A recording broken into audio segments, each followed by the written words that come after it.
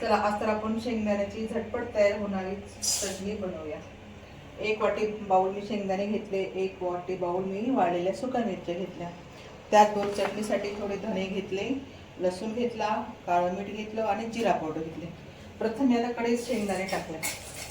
शेंगदाणे मी छान कुरकुरीत होतील असे भाजले।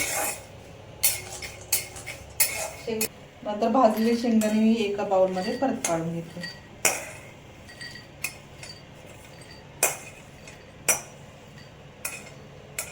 त्यानंतर मी आता कढईत टाकत आहे वाळलेल्या लाल मिरच्या।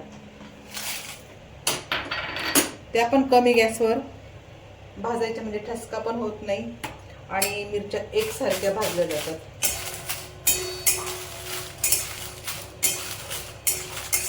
मिरच्या सारख्या हलवत राहायचं, म्हणजे त्या जळत पण नाही आणि त्याचा ठसका पण होत नाही।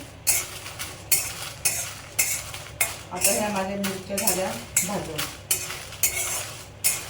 आता मी त्या काढून घेत आहे।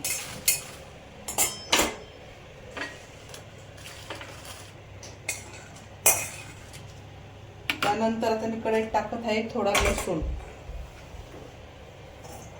लसूण पण थोडा भाजून घेतल्यामुळे काय होतं, त्याची चटणीला टेस्ट छान लागते आणि चटणी कधी कधी आपल्याला वाटलं प्रवासात 10-12 दिवस न्यायची तर ते टिकू शकते आणि चवीला पण ती छान लागते।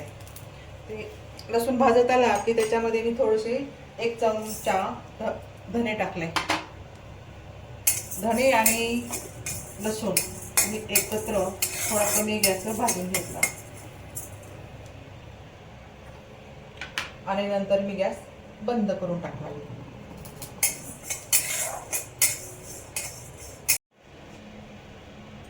आता मी घेतलं मिक्सरचं भांडं, त्याच्यामध्ये मी प्रथम टाकल्या आपल्या भाजलेल्या मिरच्या, नंतर टाकले मी त्याच्यामध्ये शेंगदाणे आणि लसूण आणि धणे। हे सगळं टाकून झाल्यानंतर मी मीठ पण काढलं होतं, आपल्याला प्रमाण जेवढं मीठ लागेल ते मीठ पण मी त्याच्यामध्ये टाकून घेतलं। नंतर मी सगळं आता ग्राइंडरमधून बारीक करून घेणार। नंतर मी ग्राइंडरमध्ये टाकून, जास्त पण बारीक नाही करायचं, जास्त बारीक झालं खूप बारीक पावडर सारखी होते। तर मी थोडंसं हे अर्ध सकट असं जाडसर ठेवलेलं आहे की जेणेकरून चटणी गरम केली की कुरकुरीत छान बनते। परत मी काय केलं, गॅस चालू केला, त्यात थोडं मी तेल टाकलं। तेल टाकल्यानंतर मी त्याच्यामध्ये थोडीशी जिरा पावडर ऍड केली,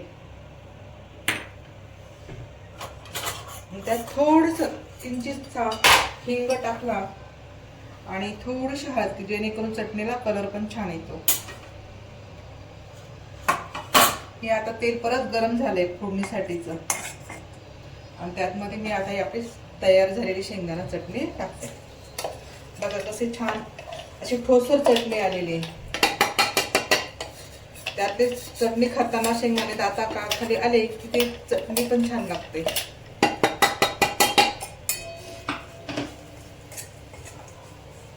आणि नंतर ही 1 ते 2 मिनिट कमी गॅसवर परतवून घ्यायची कुरकुरीत होईपर्यंत।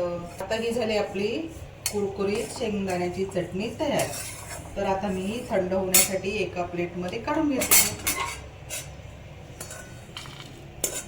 बघा कसा कलर पण छान आलाय आणि दिसायला पण केवढी छान दिसते ती, तर चवीला ती छानच असणार आहे।